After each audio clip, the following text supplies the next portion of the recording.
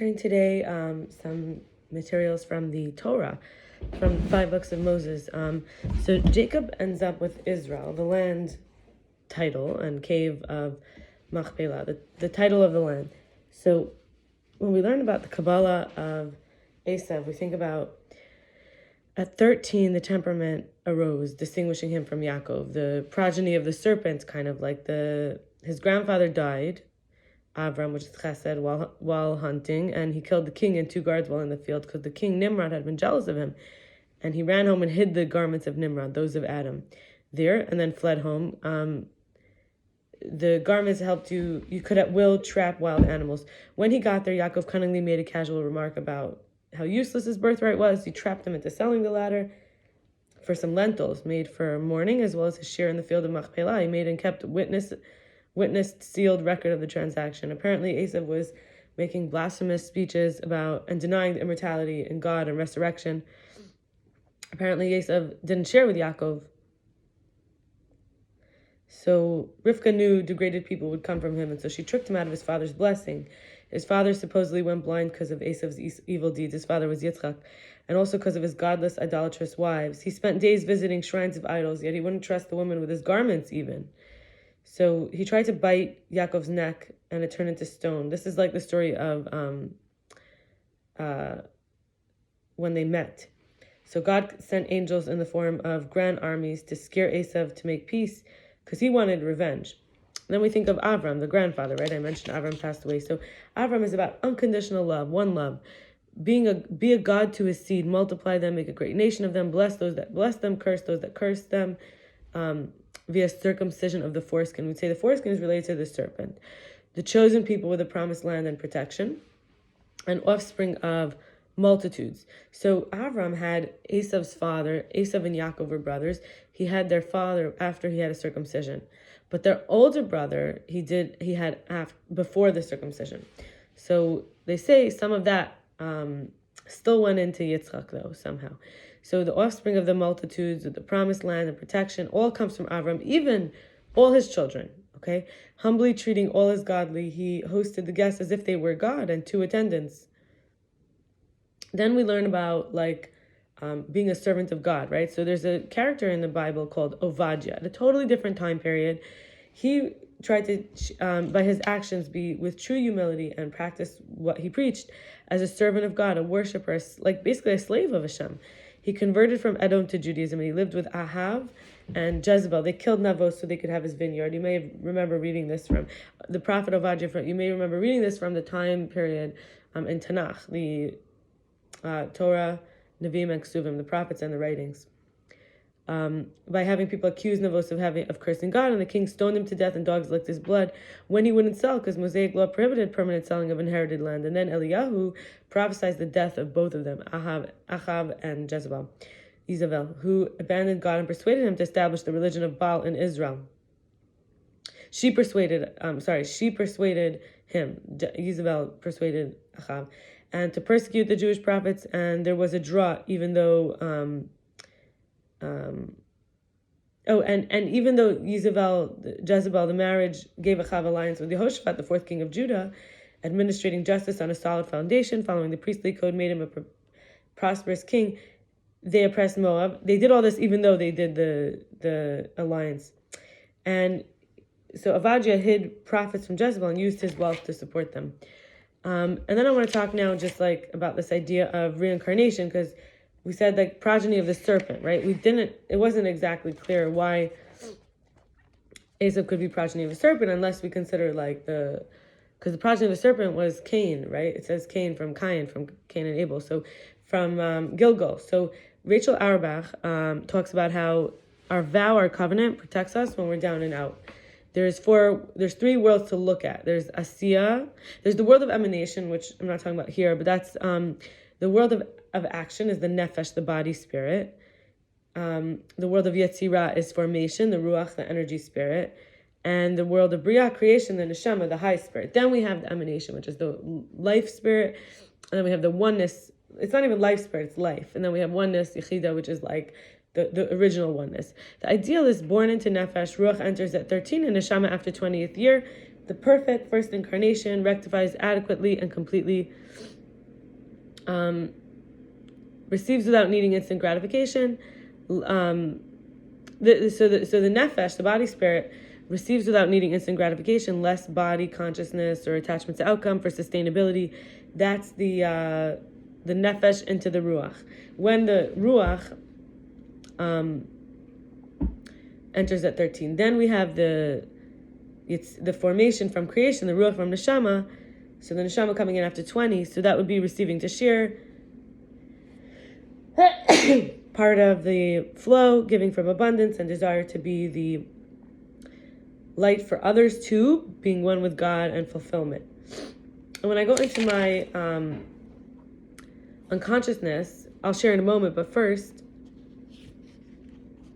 the tikkun happens on all three levels in each dimension. There's 10 dimensions for each level.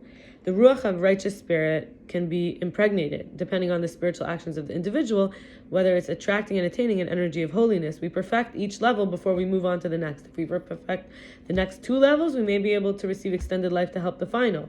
Once we correct nefesh, it's corrected. Ibor, that pregnancy idea, is the souls that guide and help us, like kids, and are there for their own soul to get merit. They also help the host get the ibor, the merit, on lower levels of the stone, even of someone who's alive. But if we negate the corrections that drew the Ibor in, we will lose it till we're back in that line.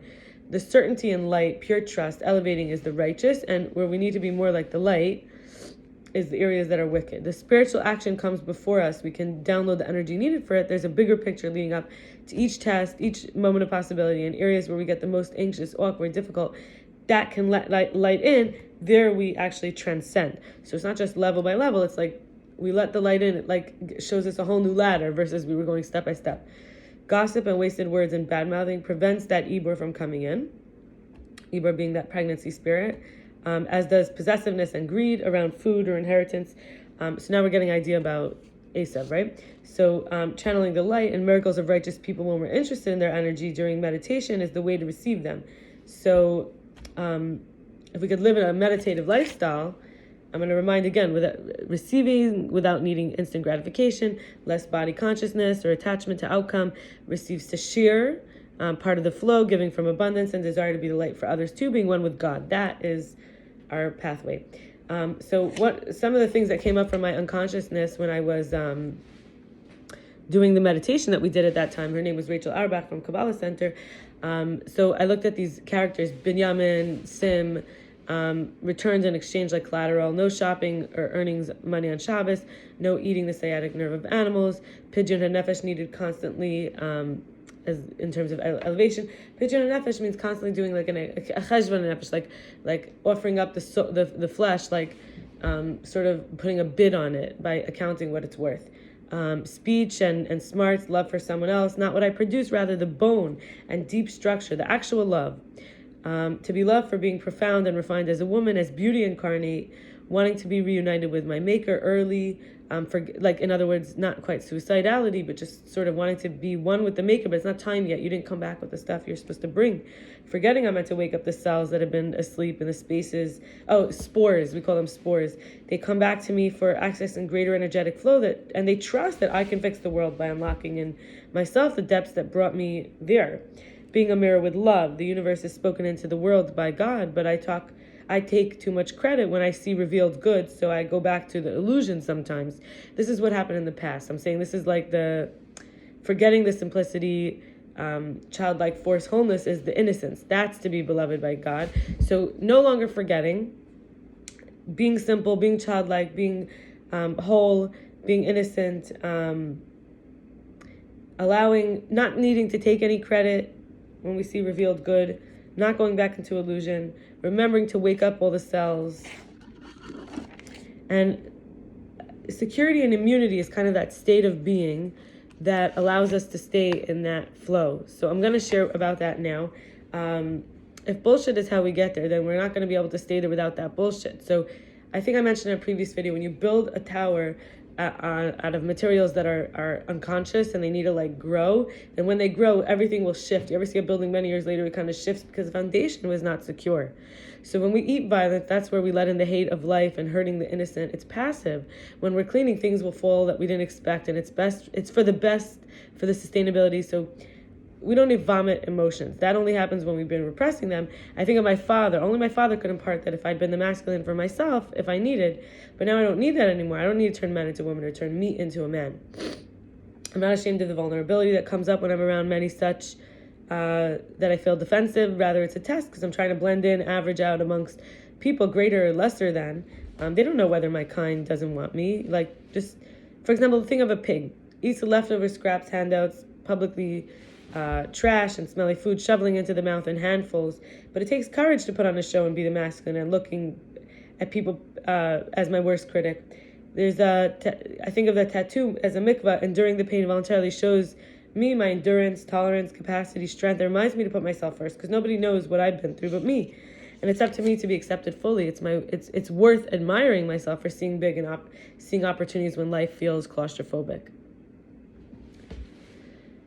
These are like ways to get security and immunity because when life is constrictive, it's not easy. If it's my test to feel my feelings and tell the truth to someone who's also traumatized, they can be reactive, guarded, fearful, hurt, or defensive on either side. But we have a right to each of us. I have a right to walk and stand however I want, and laugh and sigh, and indulge and enjoy, and take breaks and make noise and take up space as needed or desired. And I'm allowed to trust myself